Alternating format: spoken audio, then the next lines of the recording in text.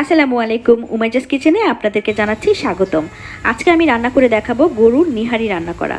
তো আপনারা সবাই মোটামুটি যার যার বাসায় নিহারি রান্না করে থাকেন, তো আমি আমার মতো করে একটু ভিন্ন রকমভাবে আমি দেখাবো। যদি আপনাদের কাছে ভালো লেগে থাকে অবশ্যই আমাকে লাইক, কমেন্টস এবং সাবস্ক্রাইব করবেন। আমি এই পাতিলের মধ্যে মাংসগুলো দিয়ে দিলাম, পেঁয়াজ কুচি দিয়ে দিয়েছি, এবার গরম মশলা দিয়ে দিচ্ছি, আস্ত গরম মশলা যেটা, এলাচি, দারচিনি, তেজপাতা, লং।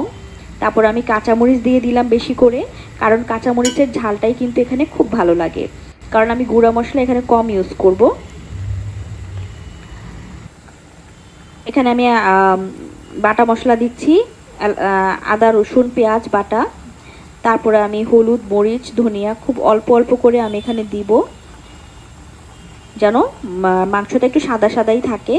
আর আমি নিহারির মধ্যে কিছু মাংস দিয়ে নিয়েছি, কারণ শুধু হাড্ডি থাকলে আসলে ভালো লাগে না খেতে, মাংস থাকলে সেটা খাওয়া যায়, বাচ্চারাও পছন্দ করে।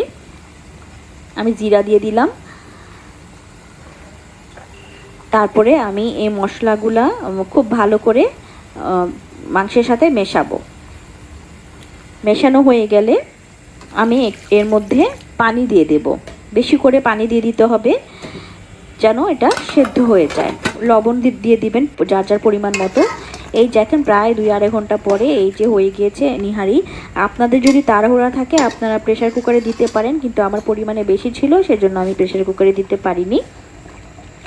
আমি এখানে তারপর আমি কর্নফ্লাওয়ার ইউজ করলাম, একটু পানি দিয়ে গুলিয়ে আমি কর্নফ্লাওয়ার দিয়ে দিলাম। কর্নফ্লাওয়ারটাও ডিরেক্ট দিতে যাবেন না, পানি দিয়ে গুলিয়ে দিতে হবে অবশ্যই, তাহলে সুন্দর করে মিশে যাবে।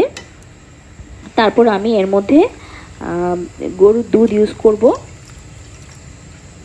তারপরে আপনারা এটা ভালো করে মেশাবেন। তা লেবু দিতে পারেন, লেবুটা দিলে খুব ভালো একটা ফ্লেভার আসে। আমার রান্না যদি আপনাদের কাছে ভালো লেগে থাকে অবশ্যই আমাকে লাইক, কমেন্টস এবং সাবস্ক্রাইব করবেন প্লিজ।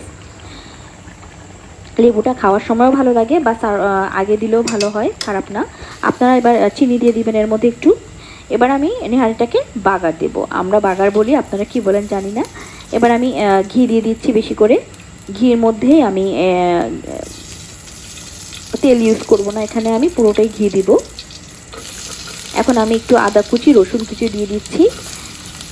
এটা আমি একটু ভাজা ভাজা করব। এটা যখন একটু ভাজা ভাজা হয়ে যাবে এটার ফ্লেভারটা অসাধারণ আসে ঘির সাথে। এই যে একটা মিশ্রণ আদা রসুনের কুচির, খুবই অসাধারণ।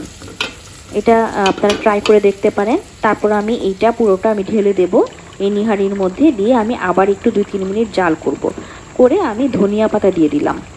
বাস, এবার লেবু সাথে করে আপনারা এটা খেতে পারেন। ধন্যবাদ সবাইকে।